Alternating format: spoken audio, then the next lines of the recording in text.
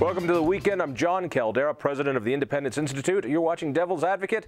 So, bad times economically and good times for public schools. Could it be that education will be a little better during this recession? We're going to find out. The president of the Douglas County School Board, Jon Carson, thank you for being here. Thank you, John. And the guy who works for me, so will say nice things about me for the next half hour, Ben DeGrow, who works at the Education Policy Center at the Independence Institute. Thanks. Most wonderful boss ever. That's what I thought. All right, now, you're starting to make some really interesting waves in Douglas County. That Douglas County is on the verge of making some pretty historic changes to the way it delivers public education. Before we talk about that, I want to just get an idea. Why are you looking at making changes? And tell me, I know the recession, it hasn't hurt you guys, and that you're flush with money, and money's coming through in your budget unlike any place else. Well, give us the background. What's going on in Douglas County? What's unique? Sure. Well, we have a Board of Education that has 19 children that are in the Douglas County School District, either have been in the past or will be or currently are. And we're very committed to improving the quality of public education. Every politician says that. Give me the politician who doesn't say, I want to improve public education. Well, we feel, we have a great school district. By the numbers, we're the highest performing school district in the state, but we feel we can be better. And if you look at international comparisons of how kids are doing in this country, we've got a lot of work to do. We're ranked on math scores and on science and other things pretty low internationally, so we got a lot of work to do. But Douglas County is a fast-growing county. It's a large county. It is a rather conservative-leaning county when it comes to the makeup of the district. So tell me, how many kids are in the school district first? Well, we have close to 60,000. We're the third largest school district in the state. And there's about 178 school districts statewide. Yes, there are quite a few. And we're actually kind of unique in that we have an entire county in our district.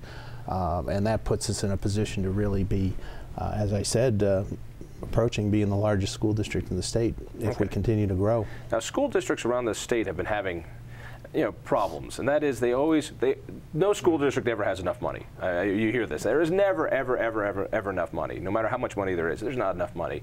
But this time, there really is some financial squeeze going on, not only in the state budget, but also in the local governments, including school districts. How bad is it?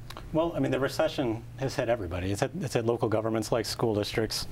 And so school districts like Douglas County and others have been, over the long haul, we've seen per pupil spending in education rise and rise and rise over the years. But the last few years, we kind of hit a roadblock. The state budget here in Colorado is taking a big hit. And for the first time in quite a while, a lot of school districts actually took a real cut in the amount of money they're getting per student they need to serve. How much money does a student have spent on them? What's called the per pupil operating ratio? You finally taught me this. How much do we spend in Colorado on a kid every year? Right. Well, the per pupil revenue, I'm going to try to avoid being too wonkish here. Is part of the School Finance Act, and that's going to be about $7,000 per student. Mm-hmm. But overall, Colorado's spending more like $9,000 to $10,000 per student when you're putting in. And that's just for the operations. That's not for the capital. That's not for the buildings and all the other stuff. I mean, when you do that, it becomes a huge amount. Here in DPS, I mean, you're talking about $17,000, $18,000 per kid when you take a look at the whole budget. So about $9,000 just rounded there in operations. Right. Now, you guys are looking at something that's getting a lot of attention. You're saying, well, wait a second. If it's $9,000 a kid, and we want to give them some choice, some leeway, is there a way that we the district, can get some more money and the kids can go where their parents want them to go? Explain what you're looking at. Sure. Well, Douglas County's historically been very friendly to school choice, giving parents more options. We have 9 charter schools now. We have some in the pipeline. We have great neighborhood schools. We're working hard to empower them, give them the opportunity. And all those are government schools, right? Correct. A charter school is still a public school. Public school. It's not a private school. Same thing with a neighborhood school. Right. That's still a government school as well. We have a big online program, Hope Online, which is a great program that we run now that helps largely disadvantaged students around the state. So we've been very innovative. But one thing we want to take a look at now is option certificates. Some people call them vouchers, but basically the concept is that we want to look at our school district and what's offered to parents and students right now. And if the current system isn't meeting a particular need for certain students, you know, kids learn, they have all different ways of learning. And if we identify areas where services might be provided better through a private school, then we believe that parents ought to have that choice.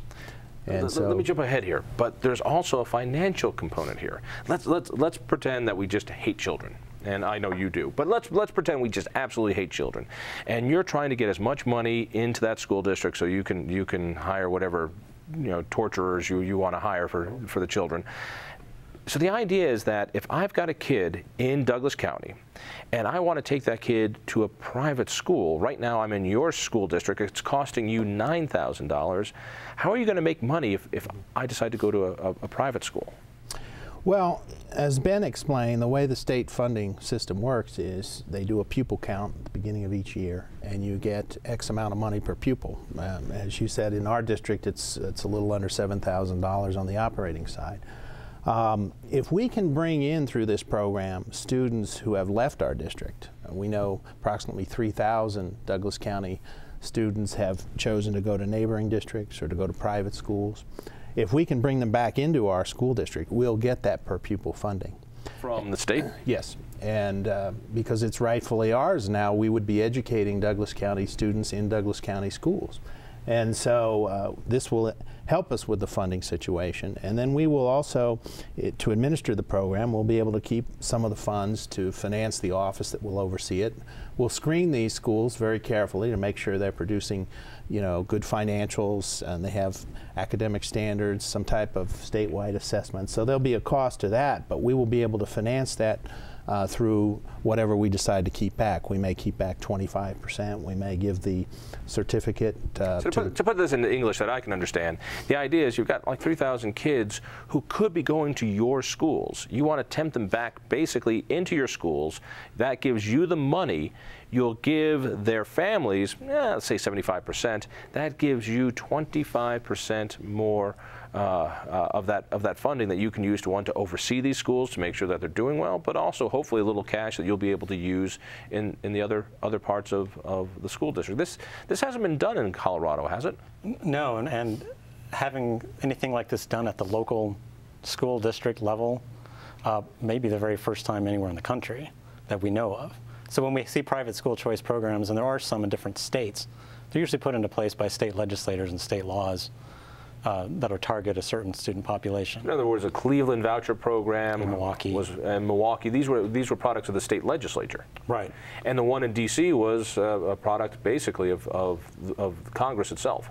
Yes. All right. So this is the first time it's actually happening organically through the district on a grassroots level, not from some group of people down in Denver or up in Washington or in the state capitol.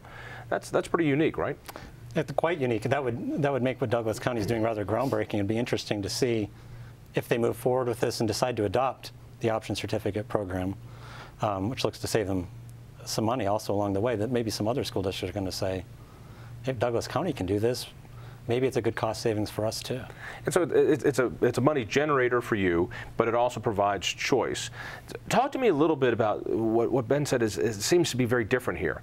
It's not the state, and a few years ago Colorado passed an opportunity scholarship program or an opportunity certificate program, and it got tied up in the courts. They said, well, no, there's local control and you can't do this to the other school districts. Well, this is the epitome of a local control. Your school district is doing this by themselves. Well, that's truly groundbreaking. We took a look at that state Supreme Court decision on the 2003 voucher law, and it was a close ruling. It was 4-3, but the reason the program was struck down was that the state Supreme Court believed that it violated the local control provisions for public education. Right, it took too much power here in Colorado, we board. have these 178 school districts, and by the Constitution here in Colorado, they have local control, right, which means in a district, they elect guys like you, and you have the autonomy to make these decisions, and the state is limited into what they can force you to do or not do. Yeah.